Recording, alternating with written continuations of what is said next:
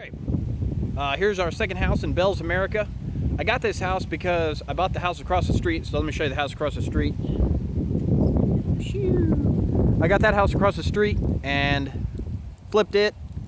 We tried to sell it and decided to rent it out instead of selling it, so we're about to rent it out. Just got a new roof on it. So I paid about $45 for that one, but I put a lot of money into it. I put almost 6 figures into that house. And so, but it's looking good. Maybe I'll show you a tour of that. But if you been following any of my stuff, I think we'll put some pictures of that one, before and after pictures. My before pictures on that one were just terrible because I didn't have my wife, who's like a professional photographer, take them. I was like, nah, I'll just do it with my cell phone. And that was just the worst. So don't do that when you have a professional photographer for a wife. So I bought this one. I wrote this lady a letter and said, hey, you know, I flipped the house across the street. Would you be interested in selling me this one? And she had inherited it, and she said, yeah, I'll sell you this one. So we got this one. It's big, relatively big, but it's going to need quite a bit of work. The pitch on that thing is significant. I think we're going to end up putting new siding on it, but it's got an attached 3-car garage. Both these houses were built like right next to each other in 1900. So both these houses were about 120 years old. So as you can see, we've already been doing some foundation work. They had to come up, I think, 6.5 inches over here on the north side of the house where it had some moisture getting underneath there. So let me give you the grand tour of the inside. I think we got enough light, maybe. Yeah, you can see. So as you can see, when we come into this lovely door. Like, you walk into a door right there. So that's sad. So we don't want to walk into a door because that door is to a closet. And then over here to the right, it's very claustrophobic. So you got to be like, oh, it's so claustrophobic, I got to shut the door. So anyways, we're going to be opening all of this up. This is a closet in here. And so that closet's going to go away. But this area over here is the kind of open concept. You got your living area. I'm going to get it, see if you can see that. There you go. This is your open concept living area. And I'll kind of stand in the corner so you can see back over this a ways. And then that opens up into the kitchen. And I don't know if you can tell, but this wall here is quite wonky. And so we're going to get to fix that. Foundation's a lot leveler than it was. It's not perfect. We're going to have to continue doing some work on it. All of these cabinets were custom made, and because they were custom made, unfortunately, they were put in when the house was not level. So let me give you a really obvious example, see if I can get some light going here. So if you look at the top of this, see how skinny that is right there? Now look down at the bottom. See how fat is that right there? So a lot of these cabinets were put in when the house was already quite wonky. And so we're going to have to, unfortunately, we're going to have to tear most of these cabinets out. I'm going to try and salvage some of them. And if you want to buy them, hey, you just let me know and I'll cut you a good deal on some cabinets. These kitchen cabinets, I'm going to do my best to salvage, if at all possible. But we're going to be completely changing the floor plan for this here kitchen. But these are all hardwood built-in cabinets back here. So had some cracking because of the foundation, I'm sure. The foundation guys were here last week. And then this was a patio back here that they finished out into a washer-dryer room, complete with original exterior window there. And hot water heater. I'll show you the outside later. First, I'm going to finish the inside. So,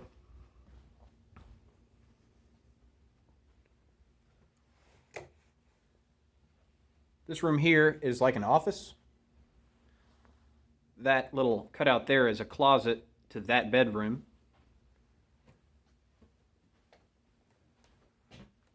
So there's some more custom cabinets, built-ins, tons of built-ins.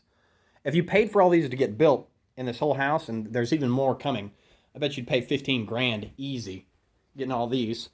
Some more custom built-ins over here.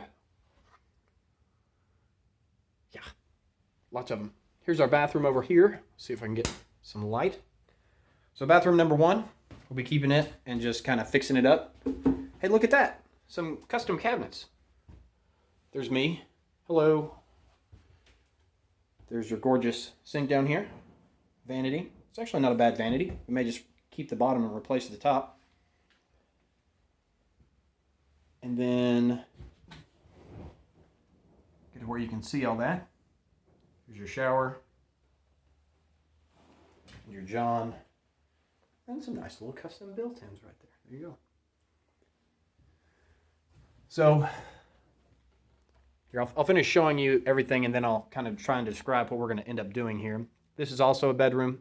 This is, right now, it's as it is, it's a 2-bed, 2-bath with that large office and the open concept kind of ish living room. There's your closet. Super exciting. Okay, so where we're at now, this is the doorway to the garage. So unfortunately, the garage, which is still full of some junk that the prior owner left and some junk that the current owner, myself, has put in it. This is a huge 3-car garage, right? And it opens up here into this hallway space, which has a bathroom here. So there's your bathroom space here. So there's a shower. And hey, guess what? Guess. I bet you're never going to guess. Solid wood, custom built-ins. So pretty much I think every room has got cabinets. I guess the guy who lived here probably made cabinets. I don't know. They're Erware. You can see that that's not quite level looking. And then unfortunately this closet area, I don't know if you can tell, so I'll try and come around here, comes into a bedroom. So to get in from the garage, you got to come in to the one of 2 bedrooms, which is not the thing. So what you want whenever you're coming in from a bedroom or from a garage is a common area. So what we're going to do is, so we're back to the front door, if you've been following. Oh, and here's a large closet area with the cutout there for the guys to get into the foundation.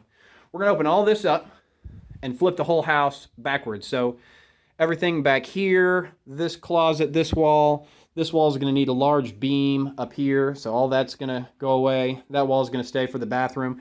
We're going to open all of this up. And then here where the kitchen is, I'm going to come in here.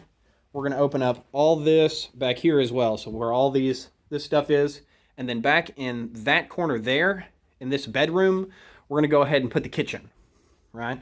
So this back here is going to be the kitchen. We're going to L the kitchen right here over through this window. We'll make that window smaller, put the sink right there. It's actually really nice with pier and beam houses to run. It's a lot easier to run plumbing. Well, you can in a slab house. You just got to run it through the ceiling. And I'll be honest, running plumbing in the ceiling just makes me nervous. So anyways, we're going to put the kitchen in here. We're going to open all of this up, all back here, and then change this office and both bedrooms into the common living room, dining room, kitchen area. And what's currently the living room, dining room, kitchen area is going to become 3 bedrooms. So the kitchen right here, we're going to try and salvage the cabinets, hopefully. The kitchen's going to become a bedroom. This door right there, that doorway will stay. We'll frame in a bedroom here. And then over here, that doorway will stay, and we'll frame in a 3rd bedroom here. So this house is going to become a 3-bed, 2-bath with an open concept that goes into the garage. And here's where things really get interesting. I've got one of 2 options with what I'm going to do. If I flip this house, what I'll probably end up doing, and by flip I mean sell, if I list this house, I'll probably finish out one of these spaces in the garage here. So this is a huge garage. I think this is a 1,200 square foot garage. And so if I flip this house, what I'll probably do is have him build in a subfloor down here, come up, bring the subfloor up, and make this into a large bedroom that, maybe this space would be a mudroom right here. And then over here, I would frame up a bedroom going back there. And this closet back here, which is getting real dark. I don't know if you're going to be able to see. Yeah, not really. Probably because it's a wall. I'd knock that wall down, but keep this wall over here. And we go in to that to make a closet as well as a bathroom back there. So this would actually become a master bath. So that's option A. Make this into a large master bedroom. That would add about 400, I think, square feet to the house and would make it into a large 4-bed, 3-bath. Option B has to do with an outbuilding. If I decide to rent it, instead of finishing this garage, which this door is seen better, it is go door, okay. here's the backyard. That's going away because it's in real bad shape. That's a filled-in pool. That, you can almost see right back there. You can see the steeple. Can you see the steeple? Yeah, that's the steeple to my church. Hi, my church. And then this is an outbuilding back here. That's about a 350 square foot, I guess it was a pool house for whenever they had their pool back here. So if I decide to rent this thing out, my thought is rent that house out as one unit. So nice, large 3-bed, 2-bath, open concept. Put a fence back here. Get the fence back here. And the thing about this, the nice thing about this area, back behind that this fence here is an alley. So put an alley here, move this, and then down here, put in a driveway so that this could be a studio apartment. Now, you gotta have some vision for this studio apartment because it's in kind of bad shape in here.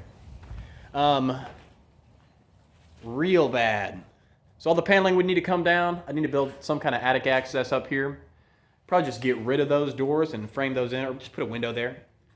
But it's already got some plumbing and some electric to it.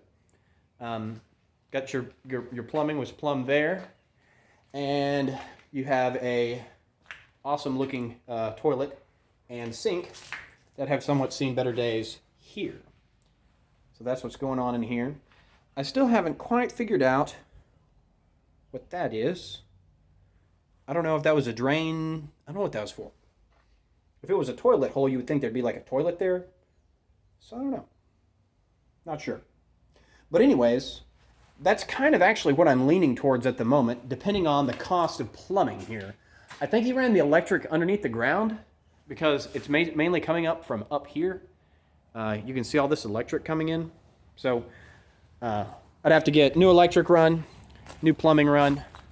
But overall, I think if I was going to flip it, that's what I'd do. Instead of doing a 4th bedroom and a 3rd bathroom, I would instead do a little tiny house, 350 square foot tiny house.